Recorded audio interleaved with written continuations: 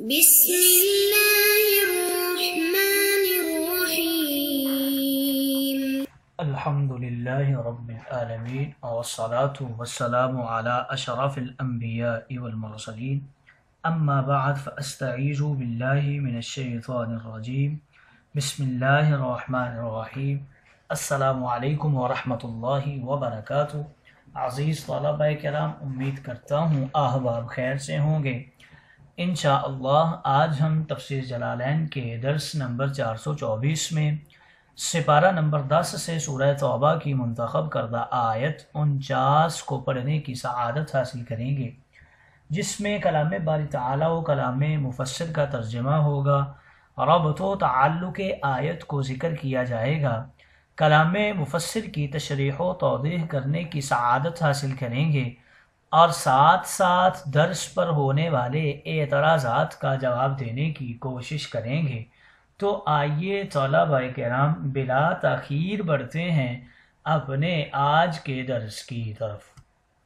بسم اللہ الرحمن الرحیم۔ رب تعالی نے ارشاد فرمایا، وَمِنْهُمْ مَنْ يَقُولُ اذن لِّي وَلَا تَفْتِنِّي أَلَا فِي الْفِتْنَةِ سَقَطُوا وَإِنَّ جَهَنَّمَ لَمُحِيطَةٌ بِالْكَافِرِينَ۔ آئیے طلبہ کرام سب سے پہلے اس آیہ مقدسہ کا ماقبل آیات کے ساتھ ربط اور تعلق جان لیتے ہیں۔ علماء و مفسرین کرام فرماتے ہیں کہ پچھلی آیات میں منافقین کے بہانوں کا اجمالاً ذکر ہوا، اب اس کی پوری تفصیل بیان ہو رہی ہے کہ کیا بہانے بناتے ہیں۔ گویا یہ آیت کریمہ گزشتہ آیات کی تفصیل ہے۔ دوسرا تعلق کچھ یوں ذکر کرتے ہیں کہ پچھلی آیات میں منافقین کے جھوٹے بہانوں کا ذکر ہوا، اب ان کے تمسخر دل لگی جو وہ اسلام اور جہاد کے متعلق کیا کرتے تھے، گویا ان کے ایک کفر کے بعد دوسرے کفر کا ذکر کیا جا رہا ہے۔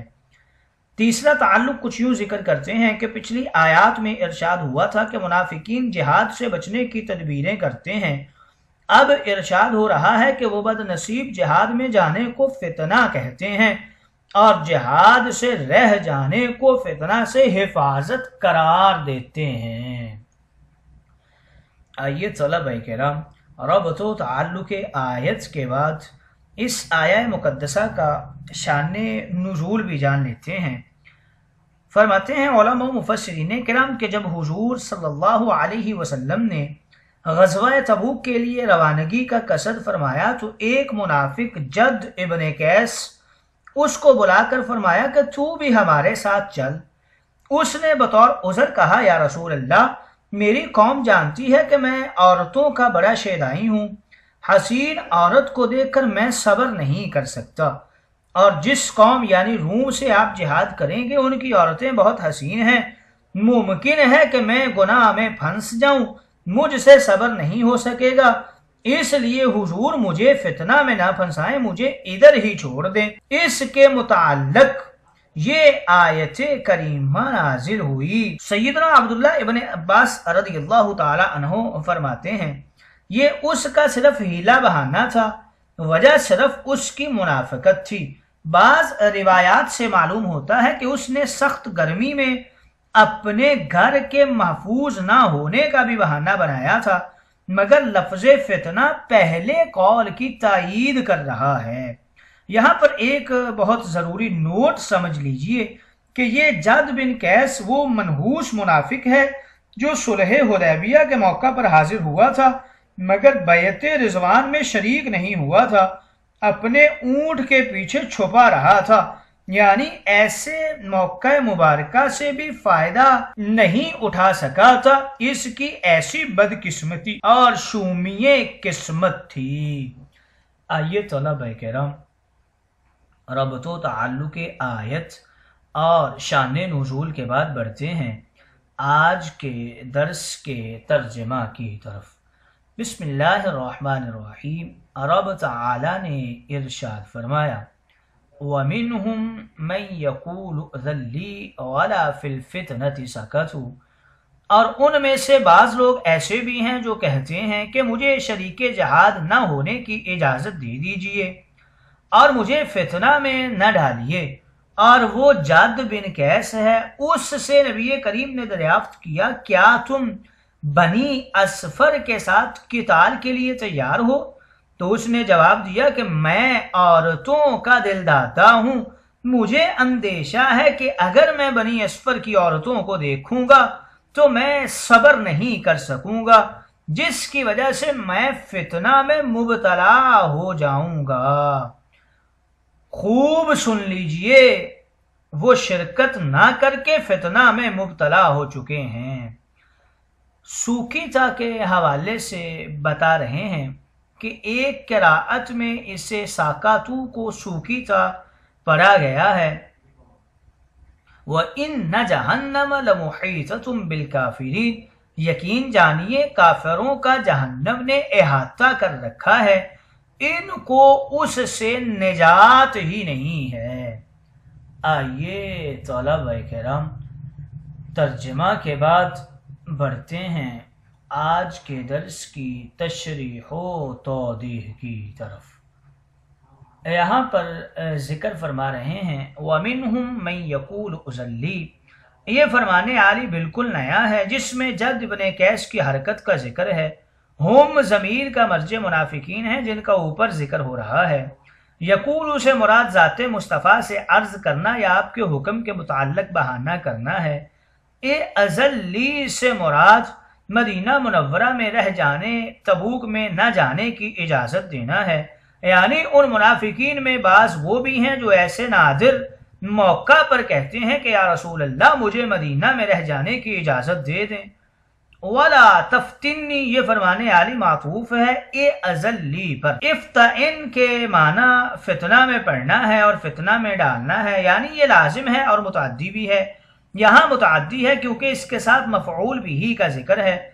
فتنہ کے متعلق مفسرین کے 3 اقوال ہیں۔ پہلا قول یہ ہے کہ مجھے چلنے کا حکم نہ دیں کیونکہ میں نے ہرگز نہیں جانا، اگر آپ حکم دیں گے تو میں حکم کی مخالفت کی وجہ سے گناہگار ہو جاؤں گا، لہٰذا آپ مجھے گناہگار نہ کریں، تو گویا فتنہ بمانے گناہ۔ دوسرا قول اس میں یہ ہے کہ میرا گھر غیر محفوظ ہے، جد ابن قیس نے یہ حضور سے کہا اگر آپ مجھے لے چلیں تو میرا گھر برباد ہو جائے گا، مجھے برباد نہ کریں، گویا فتنہ یہاں پر بربادی کے معنی میں ہے۔ اور تیسرا قول یہ ہے کہ گرمی بہت سخت ہے، راستہ دراز، مجھے ہلاک نہ کریں، گویا فتنہ بمانے ہلاکت ہے۔ اور چوتھا قول اس نے یہ پیش کیا کہ میں عاشق مزاج ہوں، رومیوں عورتوں کو دیکھوں گا تو اس میں مبتلا ہو جاؤں گا، مجھے حرام میں مبتلا نہ کریں، گویا فتنہ بمانے فحش کام ذکر کیا گیا ہے۔ اور آخری معنی شان نزول کے عین مطابق ہے۔ الا فی الفتنۃ سکتوا، یہ فرمانے عالی جد ابن قیس کا جواب ہے۔ یہاں فتنہ سے مراد کفر یا گناہ یا حضور کی مخالفت ہے، یعنی وہ تو کہتا ہے کہ جہاد تبوک میں جانا میرے لیے فتنہ ہے، مگر حقیقت یہ ہے کہ اس کا اس زمانہ میں مدینہ منورہ میں رہنا فتنہ ہے۔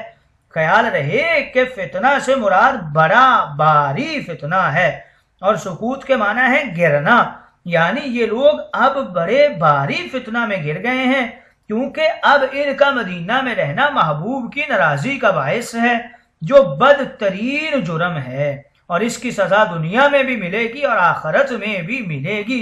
دنیا میں یہ کہ اب ان کا نفاق ظاہر ہو جائے گا، تا قیامت بدنام ہوں گے، ہر جگہ ان کے برے چرچے رہیں گے، اور آخرت میں یہ کہ وَإِنَّ جَهَنَّمَ لَمُحِيطَةٌ بِالْكَافِرِينَ، اس فرمان عالی میں آئندہ کی خبر ہے، یعنی بعد موت یا بعد قیامت کفار کو دوزخ گھیرے ہوئے ہوگی، زیادہ وقت وہ دوزخ میں ہی رہیں گے، اور یہ بھی اس میں کہ ہر طرف سے انہیں دوزخ گھیر لے گی، ان کے جسم، دماغ اور دل پر دوزخ چھا جائے گی، بخلاف گناہگار مومنین کے کہ اگر وہ دوزخ میں گیا بھی تب بھی نہ تو اس میں ہمیشہ رہے گا، نہ اس کے دل و دماغ اور اعضائے سجدہ پر دوزخ چھائے گی۔ دوزخ میں جانا، وہاں رہنا، وہاں گھیرا جانا، ان سب میں بڑا فرق ہے۔